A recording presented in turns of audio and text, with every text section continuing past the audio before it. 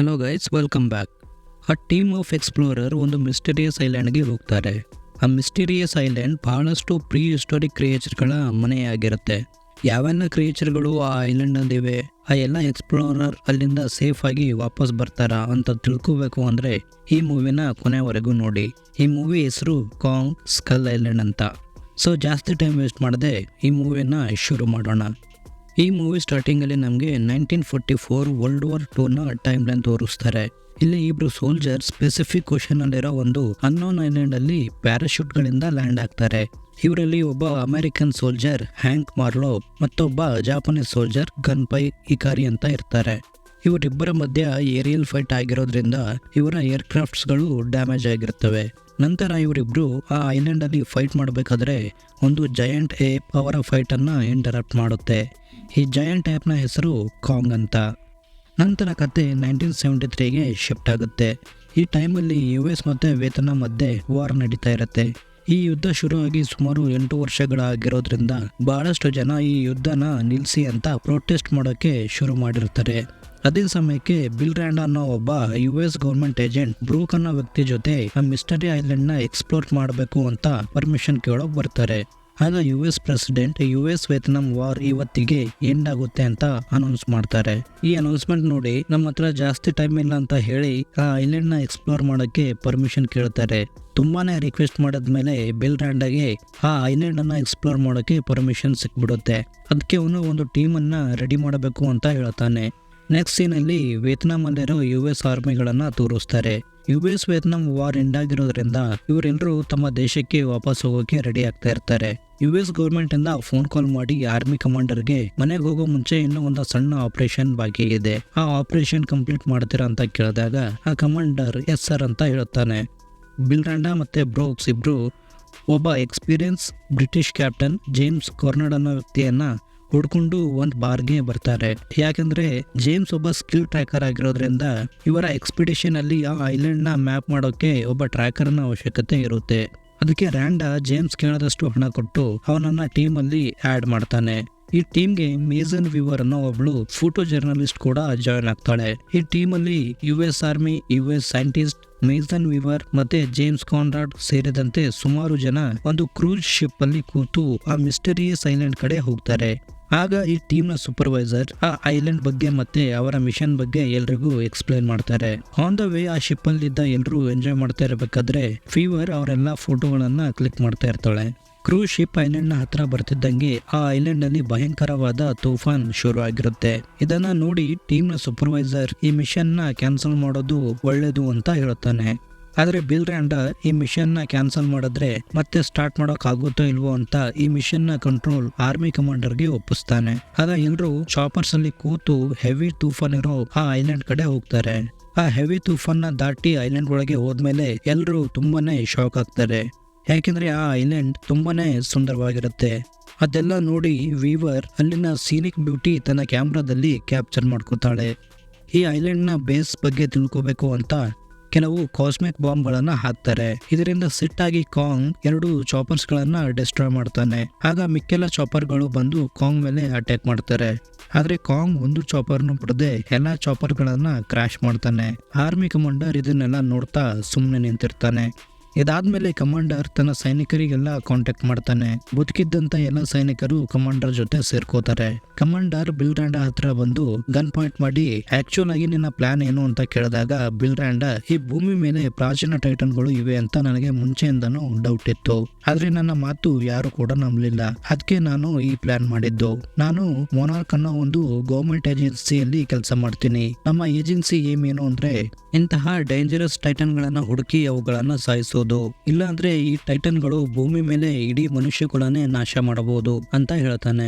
ಕಮಾಂಡರ್ಗೆ 7 ಸೈನಿಕರು ಸತ್ತಿದ್ದಾರೆ ಅಂತ ಗೊತ್ತಾಗಿ ಆ ಕಾಂಗ್ ನ ವಿರುದ್ಧ ರಿವೆಂಜ್ ತಗೊಳ್ಳೇಬೇಕು ಅಂತ ಡಿಸೈಡ್ ಮಾಡ್ತಾನೆ. ಈ ಕಡೆ ಕ್ಯಾಪ್ಟನ್ ಜೇಮ್ಸ್ ಆ ಮಿಸ್ಟರಿಯಸ್ ಐಲ್ಯಾಂಡ್ ಇಂದ ಹೊರ ಹೋಗಕ್ಕೆ ದಾರಿ ಹುಡುಕ್ತಾ ಇರ್ತಾರೆ. ಆಗ ಅವರನ್ನ ಆ ಕಾಡಲ್ಲಿದ್ದ ಬುಡಕಟ್ಟು ಜನಾಂಗದವರು ಜೇಮ್ಸ್ ಮತ್ತೆ ಅವರ ಟೀಮ್ಮೇಟ್ಸ್ ಗಳನ್ನ ಬಂದಿ ಮಾಡ್ತಾರೆ. ಅದೇ ಸಮಯಕ್ಕೆ ಹ್ಯಾಂಕ್ ಮಾರ್ಲೋ ಅನ್ನೋ ಒಬ್ಬ ವ್ಯಕ್ತಿ ಬಂದು ಆ ಬುಡಕಟ್ಟು ಜನಾಂಗದವರನ್ನ ತಡಿತಾನೆ. ಈ ವ್ಯಕ್ತಿ ಬೇರೆ ಯಾರೂ ಅಲ್ಲ.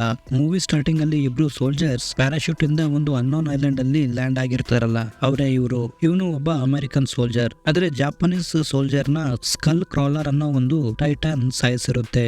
ನಂತರ ಮಾರ್ಲೋ ಅವರನ್ನೆಲ್ಲ ಆ ಬುಡಕಟ್ಟು ಜನಾಂಗದವರು ಇರುವಂತ ಮನೆಗಳಿಗೆ ಕರ್ಕೊಂಡು ಹೋಗ್ತಾರೆ.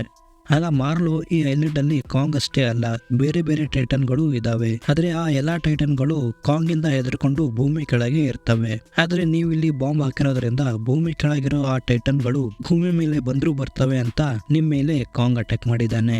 ಹಾಗಂತ ಕಾಂಗ್ ಕೆಟ್ಟ ಟೈಟನ್ ಅಲ್ಲ, ಅದು ಈ ಐಲ್ಯಾಂಡ್ ನ ರಾಜ. ಈ ಐಲ್ಯಾಂಡ್ ಅಲ್ಲಿರೋ ತನ್ನ ಜನಗಳನ್ನ ಕಾಪಾಡೋಕೆ ಕಾಂಗ್ ಏನ್ ಬೇಕಾದ್ರೂ ಮಾಡ್ತಾನೆ. ನೀವಿನ್ನೂ ಈ ಐಲ್ಯಾಂಡ್ ಅಲ್ಲಿ ಜೀವಂತವಾಗಿದ್ದೀರಿ ಅಂದ್ರೆ ಅದಕ್ಕೆ ಕಾರಣನೇ ಆ ಕಾಂಗ್ ಅಂತ ಹೇಳ್ತಾನೆ.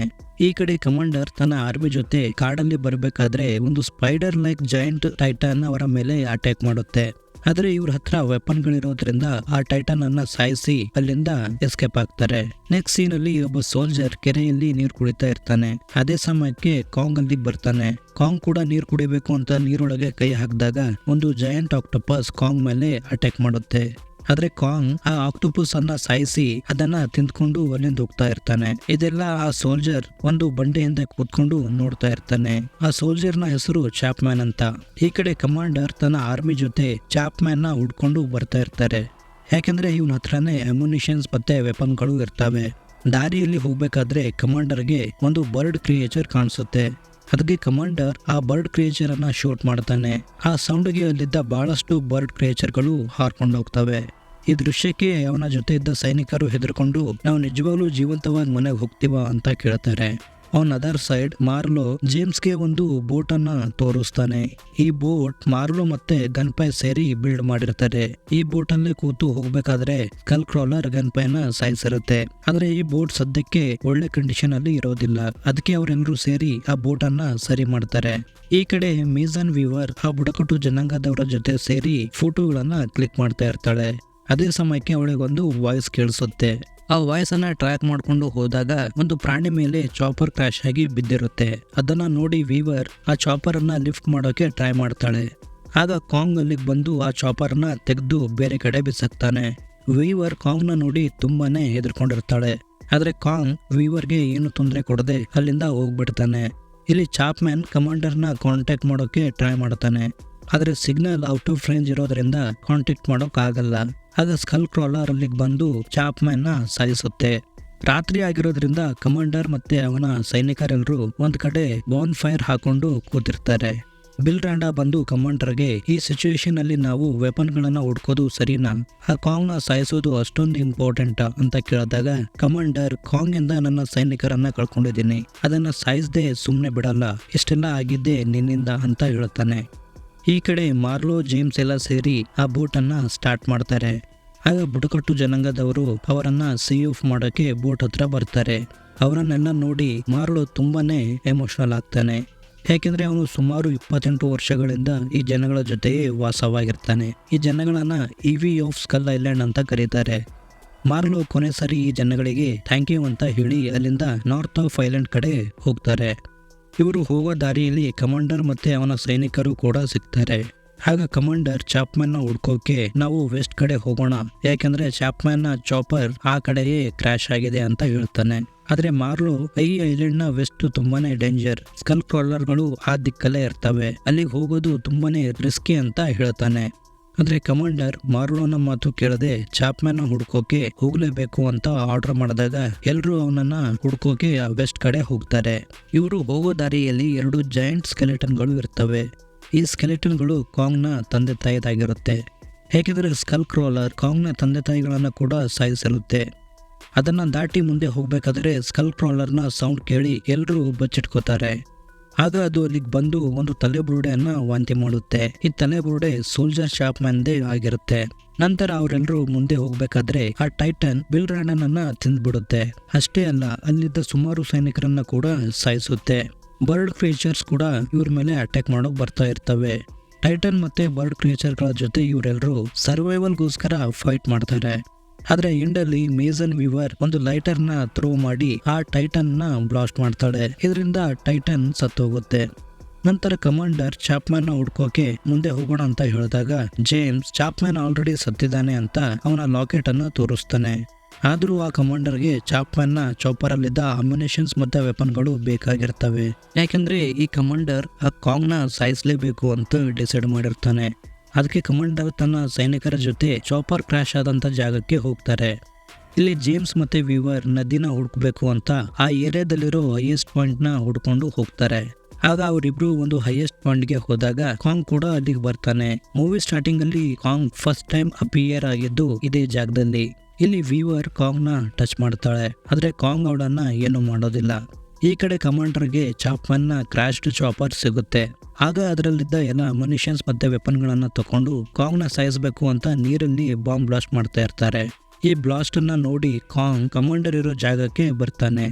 ಜೇಮ್ಸ್ ಮತ್ತೆ ವೀವರ್ ಬಂದು ಬ್ರೂಕ್ಸ್ಗೆ ನೀವು ನದಿ ಹತ್ರ ಹೋಗಿ ಬೆಳಗ್ಗೆವರೆಗೂ ಕಾಯಿರಿ, ಒಂದ್ ವೇಳೆ ನಾವು ಬರ್ಲಿಲ್ಲ ಅಂದ್ರೆ ಬೆಳಗ್ಗೆ ನೀವು ಇಲ್ಲಿಂದ ಹೋಗ್ಬಿಡಿ ಅಂತ ಹೇಳ್ತಾನೆ.